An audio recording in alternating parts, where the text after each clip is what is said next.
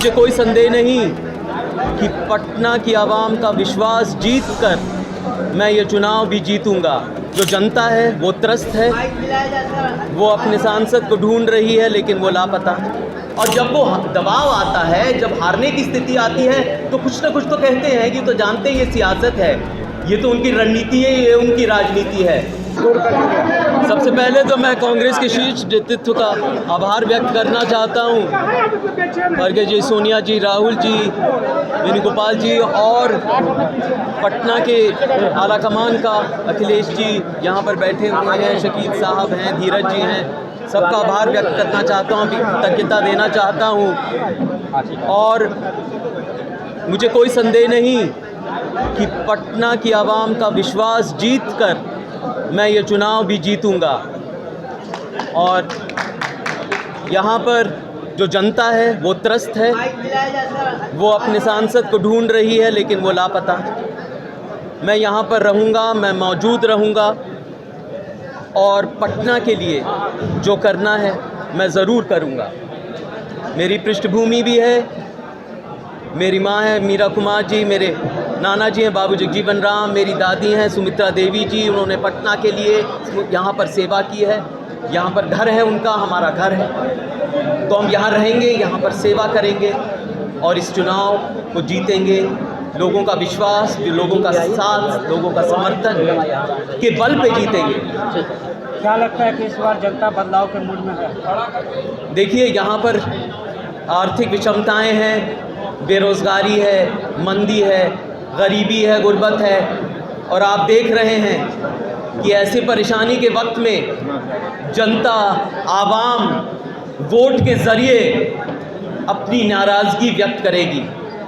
यहाँ पर नाराज़गी भी है, यहाँ पर लोग परेशान भी हैं, उनकी दुश्वारियाँ हैं, उनकी रंजिशें हैं, उनकी फरियाद हैं, लेकिन उनके सुनने के लिए कोई अभी तक नहीं आया है।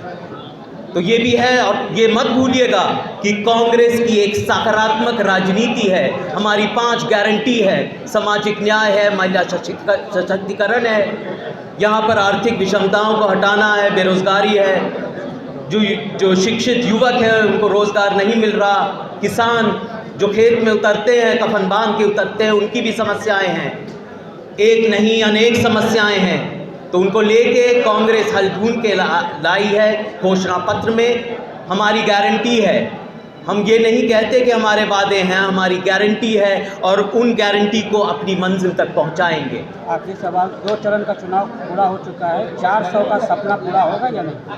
नहीं, देखिए, सपने तो वो बहुत देखते हैं, उनके सपने नाकार हो जाते हैं। लोग सपनों को उनके एक तरह से इतिहास के कूड़ेदान में फेंक देते हैं। यहाँ पर तो लोग समझते हैं कि 300 सीट आ गई और समझते हैं 400 आ गई। देखिए, हम अपने सकारात्मक राजनीति पे और इस सरकार के प्रति जो नाराज़गी है उस पर ये चुनाव जीतेंगे। अंशुल जी, एक सवाल होगा, बीजेपी लगातार आरोप लगा रही है कि कांग्रेस बहुजनों का संपत्ति लेकर माइनॉरिटी में बांटने का काम करेगी, ऐसा गंभीर आरोप लगा रही है बीजेपी। नहीं, तो उनका आरोप लगाना तो हमेशा काम है, उनकी राजनीति से तो आप वाकिफ़ हैं, आप तो जानते हैं वो लोगों को बांटना चाहते हैं, तो यही तो फ़र्क है। ये एक विचारधारा की लड़ाई है, हम एकजुट होकर लड़ाई लड़ेंगे, हम समता और समरसता की लड़ाई लड़ रहे हैं, हम सामाजिक न्याय की लड़ाई लड़ रहे हैं, वो समाज को बांटने की लड़ाई लड़ रहे हैं। आप तो समझते हैं उनकी रणनीति, उनका खेल। और जब वो दबाव आता है, जब हारने की स्थिति आती है तो कुछ ना कुछ तो कहते हैं कि तो जानते हैं ये सियासत है, ये तो उनकी रणनीति है, ये उनकी राजनीति है। इस आवाम समझदार है, लोग समझदार हैं, वो समझते हैं, जनता जानती है कि क्या हो रहा है। और कांग्रेस पार्टी को, महागठबंधन को हम एकजुट के लड़ रहे हैं, महागठबंधन को वोट ज़रूर पड़ेगा, इस पर कोई संदेह होना नहीं चाहिए।